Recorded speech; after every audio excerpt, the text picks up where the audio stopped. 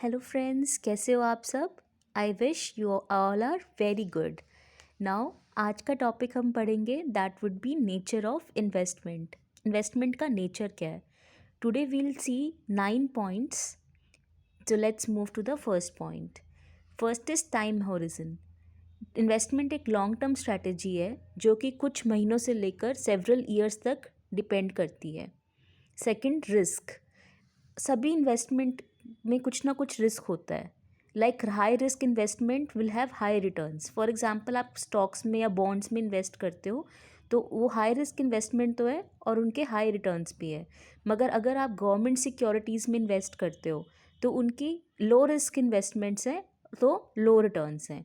तो रिस्क और रिटर्न का जितना ज़्यादा रिस्क होगा उतनी ही ज़्यादा रिटर्न्स होंगी। तीसरा है डाइवर्सिफिकेशन। नाम से ही पता चल रहा है डाइवर्सिफाई करना। एक जगह पे सारा पैसा इन्वेस्ट ना करके आप अलग अलग इन्वेस्टमेंट एवेन्यूज़ में इन्वेस्ट करो। फॉर एग्जांपल, रियल एस्टेट में इन्वेस्ट कर सकते हो, गोल्ड में इन्वेस्ट कर सकते हो, गोल्ड गवर्नमेंट सिक्योरिटीज़ में इन्वेस्ट कर सकते हो, स्टॉक्स में इन्वेस्ट कर सकते हो, बॉन्ड्स में इन्वेस्ट कर सकते हो, म्यूचुअल फंड्स में इन्वेस्ट कर सकते हो। तो आप बहुत सारे ऑप्शंस होते हैं। पोस्ट ऑफिस सेविंग स्कीम्स जैसे हो गया उसमें इन्वेस्ट कर सकते हो। तो डिफरेंट डिफरेंट इन्वेस्टमेंट्स में आपको इन्वेस्ट करना चाहिए ताकि आपका जो रिस्क है वो स्प्रेड हो सके। मतलब आप अपना रिड्यूस करो रिस्क को। क्योंकि मान लो आपने हाई रिस्क इन्वेस्टमेंट में सारा पैसा लगा दिया और पैसा डूब गया तो आपके पैसे पूरे डूब सकते हैं एक बारी में। तो आपको सारे पैसे एक जगह पे नहीं लगा के अलग अलग अगर आप इन्वेस्टमेंट एवेन्यूज़ में लगाते हो तो इससे आपका रिस्क भी डाइवर्सिफाई हो जाता है। लिक्विडिटी। लिक्विडिटी क्या होता है, जब हम हमारे जो हमारा पैसा है उसे, हमारी जो सिक्योरिटी है उसे कैश में कितना जल्दी कन्वर्ट कर सकते हैं। तो लिक्विडिटी में जैसे कि स्टॉक और बॉन्ड्स हो गए वो हाईली लिक्विड है। आप अपना उनको जल्दी से खरीद सकते हो और बेच सकते हो। मगर जो इन्वेस्टमेंट्स हैं जैसे कि रियल एस्टेट, प्राइवेट इक्विटी, इन सब ये सब लेस लिक्विड होती हैं। मतलब कि रियल एस्टेट मतलब आपने बिल्डिंग खरीदी तो जल्दी से आप उसे सेल परचेज नहीं कर सकते। वेयर एज स्टॉक या बॉन्ड्स खरीदे तो उससे अब वो ज़्यादा लिक्विड होता है। लिक्विड मतलब कि जो इजीली कन्वर्टेबल होता है कैश में, जिसको आप बहुत जल्दी सेल और परचेज कर सकते हो। देन आता है रिटर्न। इन्वेस्टमेंट मतलब जो आप प्रिंसिपल अमाउंट, अपना जो इनिशियल पैसा है कहीं पे इन्वेस्ट कर रहे हो, क्यों कर रहे हो, रिटर्न के लिए। तो रिटर्न और ज़रूरी नहीं है कि हमेशा रिटर्न हो, आपको लॉस भी हो सकता है। रिटर्न कैन बी प्रॉफिट और loss on your initial investment. जो आपकी स्टार्टिंग में आपने पैसा इन्वेस्ट किया था उस पर जो प्रॉफिट और लॉस होता है that is your return. Return can be in the form of interest, dividends, capital gains या फिर combination of these. Next is taxation. Taxation क्या होता है।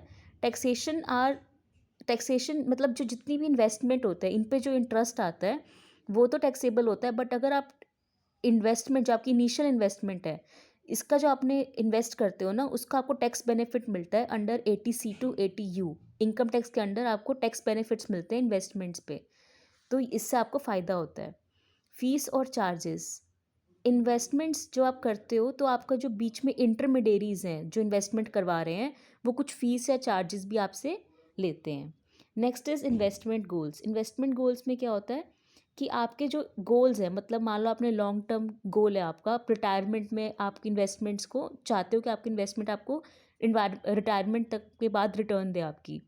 तो आप क्या कर सकते हो, स्टॉक और बॉन्ड में पैसा लगा सकते हो जिससे आपका जो इनकम है वो बैलेंस वे में ग्रो करेगी, आपको इंटरेस्ट भी मिलेगा रिटायरमेंट के बाद। Market conditions. मार्केट कंडीशंस क्या होता है, आपके जो, ये भी आपको देखना चाहिए कि आपकी जो इन्वेस्टमेंट है वो आपको इन्फ्लेशन कवर कर रही है ना। मतलब हर साल इन्फ्लेशन होती है और हर साल आपको आपकी इन्वेस्टमेंट्स पे रिटर्न भी आता है। मगर फॉर एग्जांपल आपकी इन्वेस्टमेंट पे रिटर्न आया आपको 8% और इन्फ्लेशन हुई 10%, तो आपको ये भी चेक करना है कि आपकी इन्वेस्टमेंट पर जो रेट रिटर्न आ रहा है वो इन्फ्लेशन को भी कवर करे। मतलब एटलीस्ट 10% रिटर्न तो आपको हर साल मिले ही, या फिर 12% मिले, ताकि आप अपनी इन्फ्लेशन को भी कवर कर सको। डिफरेंट डिफरेंट जियो पॉलिटिकल इवेंट्स होते हैं, उन सबको भी ध्यान में रखते हुए हमें इन्वेस्टमेंट करनी होती है।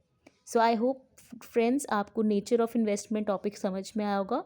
कोई भी डाउट है या कोई भी सजेशन है तो आप कमेंट बॉक्स में ज़रूर लिखना। Thank you so much.